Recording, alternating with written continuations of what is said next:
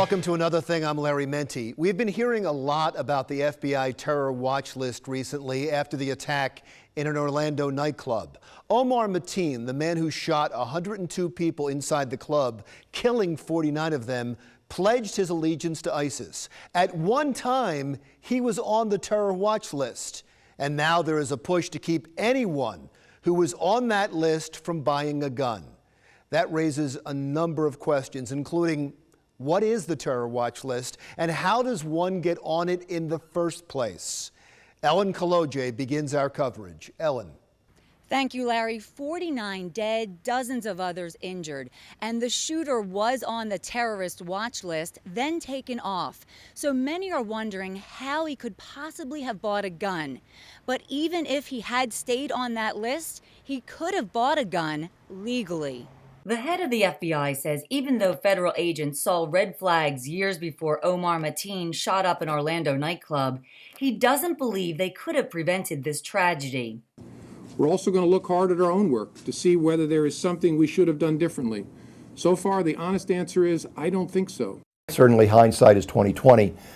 In this case, I think that probably the Bureau did everything that they were supposed to do under the statutes and the regulations which they function under. Jack Tamarchio is the former Deputy Undersecretary of Homeland Security for Intelligence.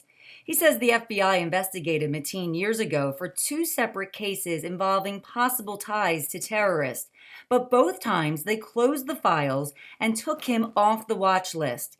So when Mateen went in to buy a gun recently, he simply had to wait 72 hours. If after the 72 hours you're found not to be a threat or a credible threat, or that you've already been removed from the watch list, or even if you're on the watch list, there doesn't seem to be any reason that you shouldn't have a weapon, you can get a weapon. Because people will say this is a Second Amendment right in this country. Well, it is a Second Amendment right.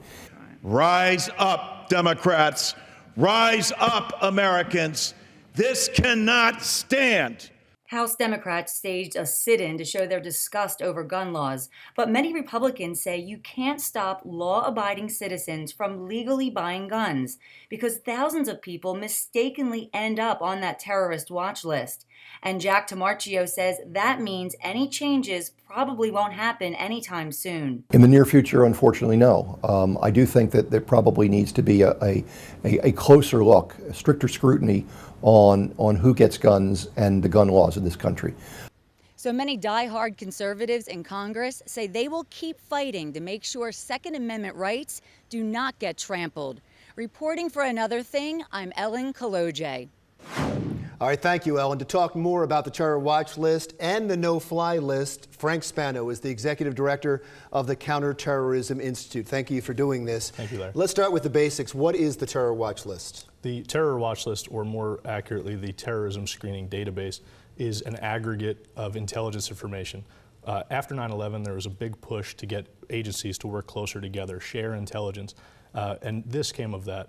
The FBI runs it through their Terrorism Screening Center, where they aggregate this intelligence based on a reasonable suspicion and place individuals on a watch list based on either their active engagement in terrorism or their suspected engagement in terrorism, including support. So that's how you get on it. Some law enforcement recommends you for it, and then there's an investigation that goes through. I can't just call and say, hey, my neighbor should be on it. Right, exactly. It's the prize that no one wants to win. There is a nominating process that any agency that has a hand in terrorism screening can nominate individuals. There's roughly 600 nominations per day. That fluctuates. They estimate that it could go up to about 2,000 per day. How many people are on the terror watch list? The estimated number, though it's classified in total, the estimated number is just under 2 million on the watch list. And how many are Americans? Of that, they estimate between 1 and 2 out of 20 on the list are American citizens. And the terror watch list is much different than the no-fly list. That's correct. The no-fly list is a subset of the terror watch list, and that requires a higher degree of suspicion that an individual would be engaged in active acts of terrorism against aircraft or poses an extreme risk to national security. And you get on that list by first being on the terror watch list? I don't know that they're mutually exclusive. I think that one can be on the no-fly list first. It's not off of one or the other. And again, the percentage of Americans is low? estimated, about 1 to 2 in 20. But the difference in numbers is enormous. The no-fly list is estimated between 50 and 100,000 people versus the terrorism watch list, which we're looking at upwards of 1.9, almost 2 million people. How do you find out if you're on those lists? That's one of the major criticisms of all of those lists. For instance, the no-fly list, an individual wouldn't know until he or she tries to fly or tries to travel, at which point they would be instructed that they're on the list. There is a process by which someone can seek redress. It's actually the Homeland Security redress system. However, that does not guarantee that someone is removed from the list. But you wouldn't know, so that's how you find out if you're on the no-fly list. Right. If you're on the terror watch list, there's no way of knowing. Correct, and that's one of the major criticisms is that there is no notice, which kicks into this whole concept of due process. But at the same time, there's also no jeopardy. So due process applies when jeopardy. But still, you're put on the secret list. You're Correct. put on a secret list, and you have the government watching you Exactly. without notification. And That's if right. you don't know you're on the list, then you can't fight being on the list, and you Exactly. can't get. Can you get yourself off the list if you find out you're on? If someone were to find out they're on, which is highly unlikely, in theory they could seek this Homeland Security redress system, but it's entirely unlikely that they would be removed from the list. I would imagine that organizations like the ACLU hate this list. They have an issue with the notice requirement primarily. That's one of their biggest issues. Generally, they're okay with the concept of a no-fly list. They're okay with the concept of a terrorism watch list insofar as it is an intelligence sharing tool. Beyond that, once it crosses into the idea that an individual has no notice, but as we know, flight throughout the country and travel is not a constitutional right. We all started talking about the terror watch list again because of Omar Mateen, the man who was born in New York, we should point out, and living in Florida, who shot up a nightclub in Orlando, killing 49 people. He was once on the terror watch list and then was off. And that's what brings up a big debate in Washington that I'll get to for a second. How did he get off the watch list? I think it came down to a matter of resources. There's only so much availability with regard to actively engaging in investigations against individuals. Even if we're looking at only the 1 in 20 out of the entire list, we're still several 100,000 Americans that the FBI would have to contend with just here in the United States. So you're on, they watch you for a while, they look at you, especially if you're an American, and if you're not up to any funny business, then you're off the list. Correct, so long as there's no continuing reasonable suspicion. But if you're going to have a terror watch list, I mean, if they would have kept him on, Absolutely. even if they weren't watching him, they would have been notified, right, when he tried to buy a gun in body order. Exactly. And in the grand scheme of things, how much does it take for us to keep a contact in our email database? Zero, no effort. So we could have kept this individual in a terrorism watch list at limited cost to the government.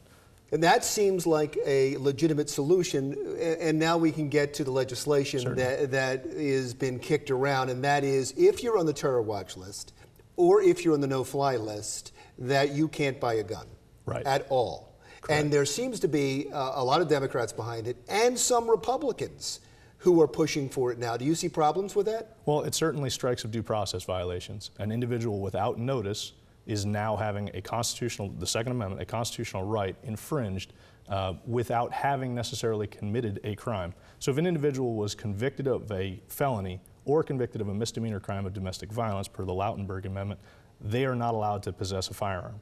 But if you or I are on the terrorist watch list, we go to buy a firearm and we're told that we can't because we're on a list that we didn't know about, we now have a due process violation where one of our rights is being infringed without having the benefit of a trial in front of our peers. It's interesting when you phrase the argument to people that if you're on a terror watch list, you shouldn't be able to buy a gun. A lot of people go, oh, of course. Right, That makes makes a lot of sense. sense. But if you say, if you're in a secret list, you're going to lose a constitutional right, then it's a completely different argument. Absolutely. How about just a waiting period? Well, Senator Cornyn from Texas, a Republican, actually tried that in this last session. It failed 55 to 45, so by a very slim margin, which does mean that we had a lot of cross-party issues here. He proposed a 72-hour waiting period after which an individual goes out and says, I want to buy a firearm. They say, you're on the list. Now there's 72 hours in which that individual goes before a judge, and the judge makes a determination. That way due process almost happens after the fact. I think we already came up with a solution. If you're on the terror watch list, you stay on the terror watch list, and if you try to buy a gun, the FBI gets notified. Exactly. That would have stopped Omar Mateen. In theory, yes, absolutely. And that doesn't take away due process. Exactly. It just provides an additional layer of intelligence to law enforcement that desperately need it. Okay, go to Washington, tell them this. Absolutely. Thanks a lot. Thank you, It's Larry. great to talk to you. Likewise. Frank Spano, Executive Director of the Counterterrorism Institute. When we come back, something else that's in the news a lot and being debated right now in Washington and has been over the years, a ban on assault weapons. We'll talk to a guy next who says assault weapons don't even exist when another thing continues.